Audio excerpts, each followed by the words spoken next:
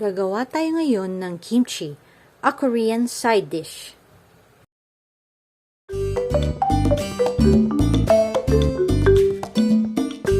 Ito po ang ating mga ingredients for kimchi. We will need 3 large cabbages, Chinese cabbage po. Tapos, half cup iodized salt, pwede ring half lang din ang gamitin natin, mga 1/4. 2 carrots, 2 raddish, isang bunch ng spring onions, alamang din ang kailangan natin. Pwede nating bumili ng fresh na alamang, lalagyan ng salt, tapos ilalagay natin sa garapon for 3 days. Kasama rin dito ang patis, ginger, garlic na buo, white onion, dapat white onion na malaki. Tapos red pepper flakes. Ito pong red pepper flakes natin ay gochugaru. For kimchi po ito. Pwede po natin siyang mabili online. Okay? Mga 2 cups ang kailangan natin ito. And then we will need brown sugar, all-purpose flour, at saka 2 cups water. Yan para sa ating kimchi paste. So, magka-cut po tayo ng ating cabbage. Kailangan natin ng chopping board tsaka knife. Okay. At saka palanggana pala. Para dyan natin ilalagay yung kimchi natin. Okay. Kasi 1.5 kilos po ito. Okay. Magka-cut lang muna natin ng edge ng cabbage. Okay. Careful lang tayo. Aalisin din natin ang mga lanta na part nung cabbage para maganda naman yung ating kimchi. Okay. Ang pagkat natin, banda sa dulo lang. Half ito half.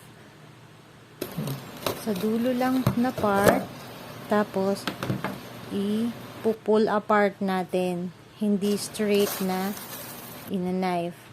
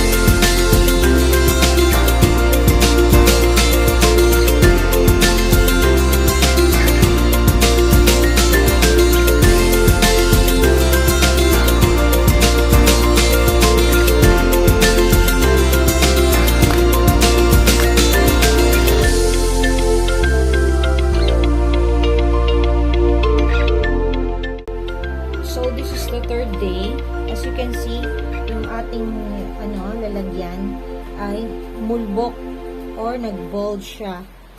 Oh, kita mo? Dito, pati. Okay, i-open na natin para makita natin kung anong itsura niya after 3 days.